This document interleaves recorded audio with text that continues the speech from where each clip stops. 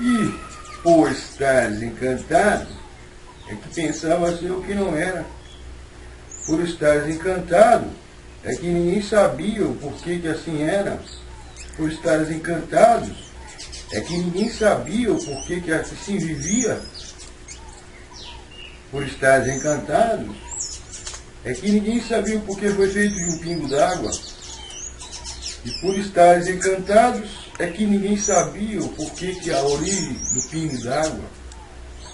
Por estar desencantados, é que ninguém sabia o porquê do pensador ser um sofredor.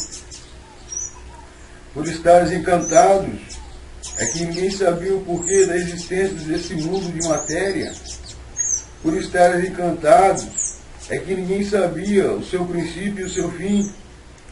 Por estar desencantados, é que ninguém sabia de onde vieram e para onde vão.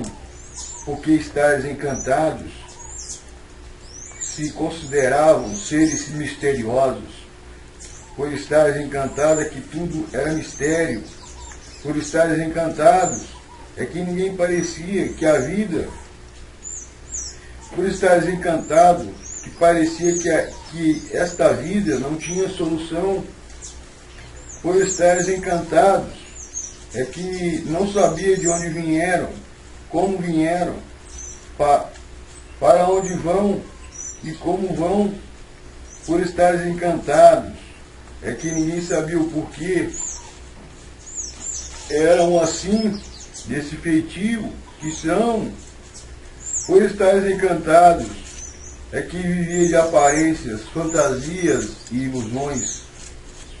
Por estar desencantados, é que ninguém sabia o porquê que assim são. Por estar desencantados, é que ninguém se conhecia. Por estar desencantados, é que ninguém sabia o porquê da noite e o porquê do dia.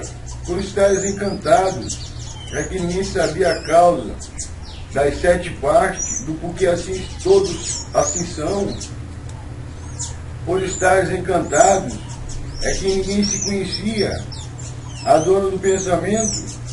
Por estar desencantados, é que todos, sem saber o porquê vivia. Por estar desencantados, é que ninguém sabia a causa, o porquê de toda essa lapidação. Por estar desencantados, é que não conhecia as mudanças da fase natural da natureza. Por estar desencantados, é que não sabia que a dona do pensamento é a dona de tudo que o pensamento fez. Por estar desencantados, é que não se conhecia o porquê disso. Não sabia o porquê era ferramentas da dona do pensamento.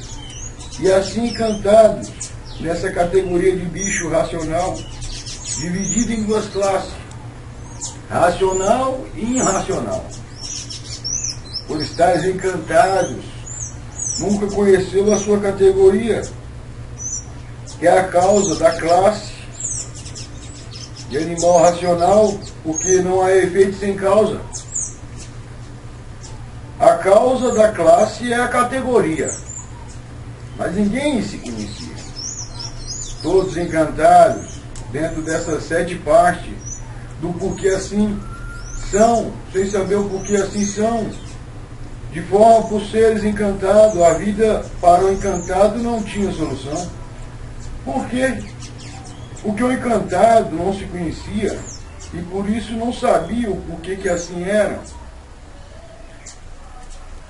E esse era a vida do enigmático, cheio de matemáticas, que pareciam que não tinham mais fim. Por quê? Porque ninguém se conhecia. Porque ninguém sabia o porquê que assim era. E por isso, todo encantado é um sofredor. E por isso tudo somente parecia que era o que não era. Todos vivendo às custas de quem lhe fez, sem saber o porquê, por não se conhecer. Então ninguém sabia o porquê que tudo, o porquê fez tudo para manter todos. Era mantidos por por não se conheceres, vivendo às custas de quem o fez, quem fez tudo para manter o que fez, mas ninguém se conhece, vivia como um bicho, pensando que era o que não era. Sim, porque o bicho não se conhece, não sabe o porquê, e assim foi a vida. E assim é o porquê foi feito assim, porque viver assim. Então o bicho, por não se conhecer, pensa que é aquilo que não é. Pensa até que é dono do mundo, por não se conhecer. Ele, por não se conhecer, como uma pausa, pensar até que era dono do mundo, como se fosse ele o dono do mundo, porque o bicho não se conhece. Ele não sabe por que foi feito assim, ele não sabe de onde veio, ele não sabe para onde vai, e por não se conhecer, bicho pensa que ele é o que não é. O bicho não sabe quem fez todo o progresso artificial, todo o progresso científico, filosófico e cultural. O bicho não sabe quem fez, porque o bicho não se conhece. Agora sim, é que passaram a se conhecer e saber quem tudo fez. Quem lhe fez? A dona do pensamento. A dona do pensamento é que fez tudo que o pensamento fez e transmitiu no pensamento de suas ferramentas, o que quis que suas ferramentas fizeram. Dá uma pausa aqui, pessoal. O pessoal pensa que natureza, que a natureza, a mãe natureza, é cachoeira, é mata, é passarinho, essas coiseiras. A mãe natureza é duas energias, elétrica e magnética. Então as duas, quando se ligam, é a natureza. Quando a energia elétrica está solta, não está ligada à energia magnética, ela é o mal que está aí rondando. É um bem aparente. E a energia magnética é um mal puro. Para lapidar a turma aqui embaixo. Então a natureza, quando se liga na energia elétrica e magnética, forma a natureza, é uma natureza pensante. Tudo é pensante, viu, gente? Aí o que acontece? Ela tem uma ideia de criar alguma coisa. Então ela formula aquela ideia, processa aquela ideia e escolhe um aparelho aqui na Terra. Seria, no caso do espiritismo, falar do médium. Mas todas as cabeças são assim, como eu já te falei. Como nós somos um centro astrológico, e a maioria da turma aqui, uns sim, outros não, tem canal aberto, então a natureza escolhe aquele para formar aquela ideia e joga na cabeça do pensador, dele pequenininho até ficar grande, para ele ter alguma função, para ele fazer alguma função, seja desenvolver no campo da matemática, português, como foi feito o avião, né? O Santos Dumont, né? Ele foi um aparelho da natureza, canal aberto, e a natureza foi transmitindo na cabeça dele como que fazia o avião voar. E assim foi o carro, a bicicleta, a moto. Tudo que você vê, antes de o pensamento ser processado na sua cabeça, ele vem de fora.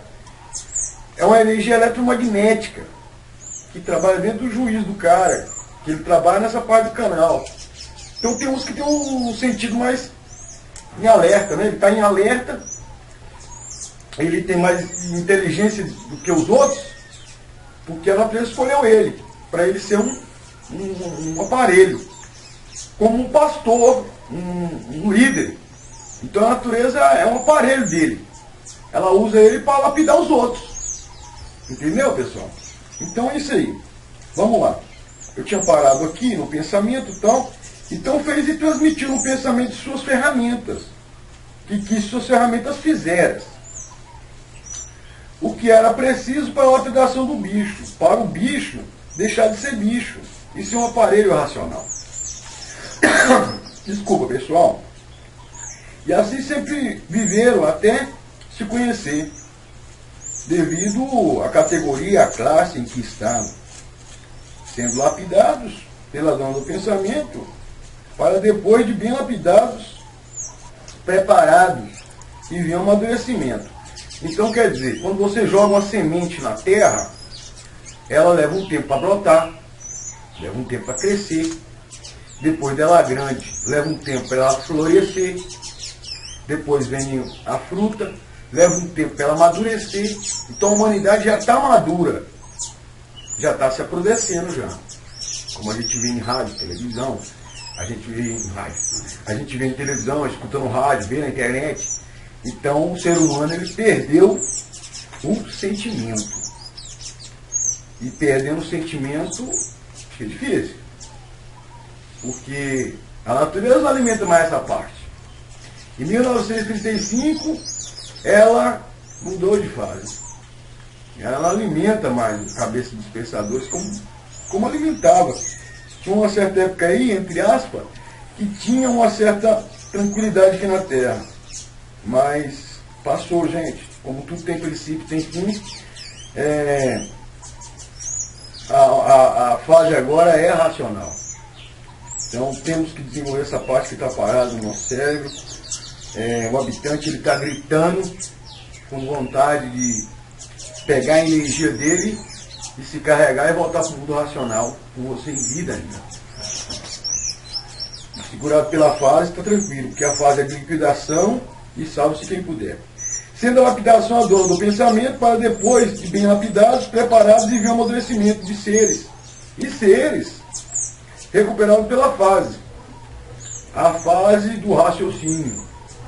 Para depois, para daí passar a se conheceres.